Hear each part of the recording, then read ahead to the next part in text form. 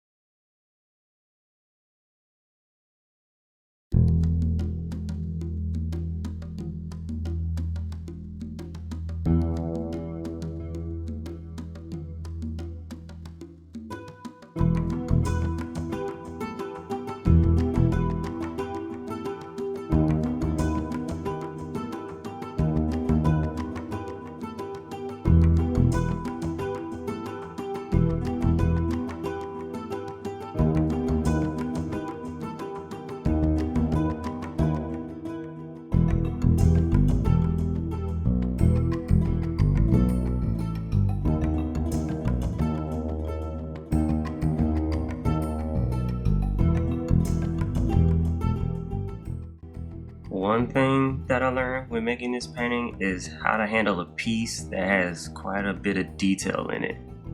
I knew from the jump that it would be challenging, but it was a little more difficult than I thought it would be. There were points where I thought to myself, I could just leave that rough, ain't nobody's gonna know the difference, or there's just so much left to do. I don't even know how I'm gonna finish this thing. And yes, I could have left certain areas rough, but I have a standard that I want my work to live up to, and cutting corners would just hinder my progress as an artist, not enhance it. There's a saying that goes, when you cut a corner, you make two more. So, no reason to make things more difficult, right? So, what did I do to get through it? I isolated. I focused on one area and that area alone and ignored what I had left to do. I treated each area like I was making a study out of it. And doing that made each painting session like a new experience. I'm making something new. I'm studying a different subject. Today is going to be a study of foliage. Next day is a study of concrete. Next is going to be a study of painting skin. Another is making ruins. So it just kept going on and on and on. And eventually you reach the end. So if you're having trouble getting through a piece, this kind of mindset could help you give you the spark when working feels like a slog.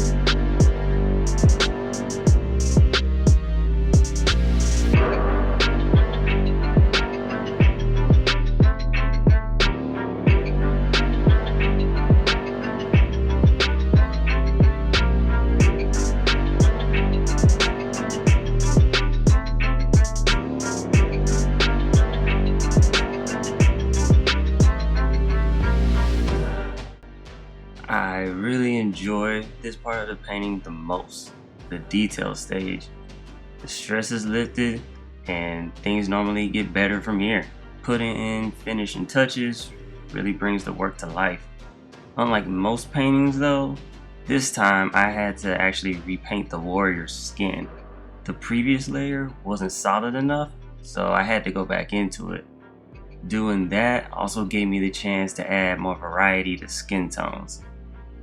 I have to say that I really love the final result to this piece and want to see how much I can push my work in the future, like increasing the size even more to maybe 40 inches or even larger than that. Also adding more figures in the future as well, maybe upwards of 6 or more, maybe eventually 12 or more. I think it's always a great idea to push yourself and to see how far you can really take your work.